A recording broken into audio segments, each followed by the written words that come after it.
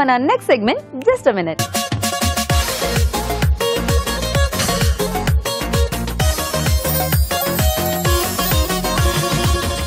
రాజు గారు ఇప్పుడు ఏం చూపిస్తున్నారు మాకు వంట? ఖర్జూర్ కత్లీ అండి. వావ్, కాజు కత్లీ లాగా ఖర్జూర్ కత్లీయా?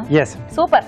ఓకే, మరి ఖర్జూర్ కత్లీకి కావాల్సిన పదార్థాలు ఏంటో చూసేద్దాం. ఖర్జూర్ కత్లీ తయారు చేయడానికి కావాల్సిన పదార్థాలు: ఖర్జూరం పావు కిలో, యాలకుల పొడి 1/2 టీ స్పూన్, నెయ్యి 1/2 టీ స్పూన్, డ్రై ఫ్రూట్స్ పొడి 1 కప్పు. ఓకే, మరి కత్లీకి కావాల్సిన పదార్థాలన్నీ చూసారు కదా, సో రాజు గారు స్టార్ట్ చేసేద్దామా? ఓకే, ఖర్జూరాన్ని మనం పేస్ట్ లా చేసుకుందాం. ఓకే, కొంచెం సాఫ్ట్ టెక్స్చర్ రావడానికి. అవునండి. ఇంక ఇందులో షుగర్ ఏం అక్కర్లేదు అనమాట. అక్కర్లేదు, ఆ స్వీట్నెస్ సరిపోతుంది.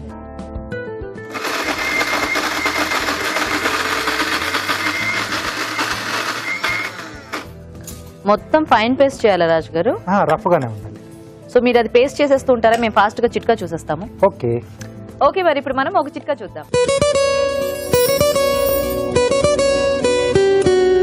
పిల్లలు కానీ పెద్దలు కానీ రాగుల్ని మన ఆహారంలో ఒక భాగం చేసుకోవడం వల్ల ఎన్నో ఉపయోగాలు ఉన్నాయి.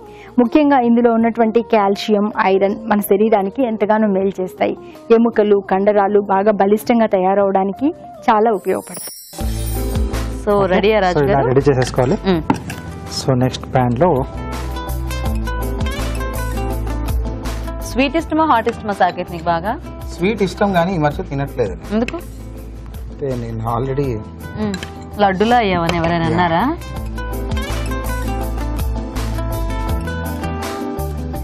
కొద్దిగా యాలకుల పొడి, అలాగే డ్రై ఫ్రూట్స్ పౌడర్ అండి.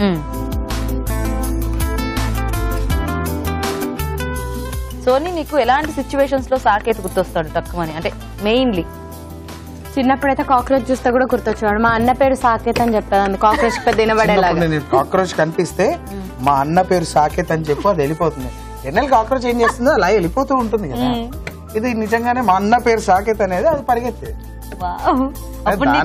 వెళ్తున్నప్పుడు ఇదే అనేది అనమాట. ఫీల్ అయిపోయింది. ఇది మనకు రెడీ అయిపోయింది. ఓకే రాజు గారు.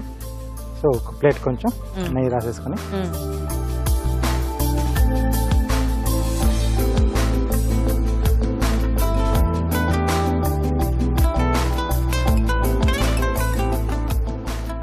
సో దీన్ని కాసేపు మనం వదిలేసిద్దామండి. సో ఆ తర్వాత అది కొంచెం చల్లారిన తర్వాత మనం ముక్కలుగా కట్ చేసేసుకోవచ్చు. సో దీన్ని కాసేపు ఫ్రిడ్జ్ లో పెట్టేస్తాను. Okay,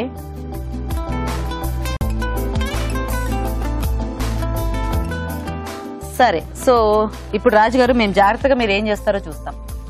carving. ఓకే, చిన్నగా ఈజీ ఫ్లవర్ చేసేస్తాను. Easy flower. రాజు గారు ఇక్కడ బుడ్డి ఫ్లవర్ లాగా వేసి ఇట్లా రాఖీ లాగా వేయాలి. Okay okay, right.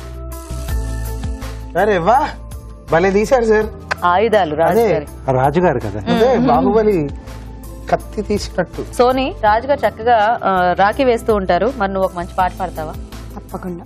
సఖియా వివరించవే, సఖియా వివరించవే, బగలెరిగిన చలునికి నా కథ సఖియా వివరించవే.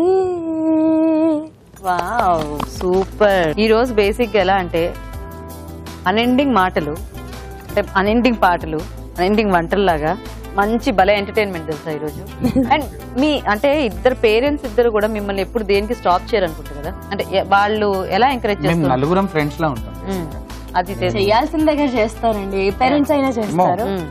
కంట్రోల్ ఆపేస్తారు లిటరలీ. వావ్ వావ్ అన్నది ఇది మీకే. కొట్టనా? నువ్వు కట్టు, ఇది తీసి దీంతో నేను కొట్టు.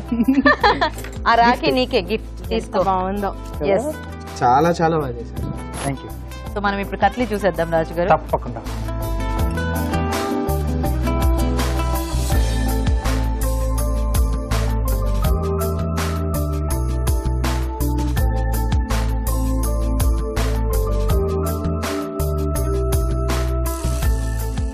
సూపర్. రాఖీ కడతాను, ఇస్తాను. ఒక్క నిమిషం.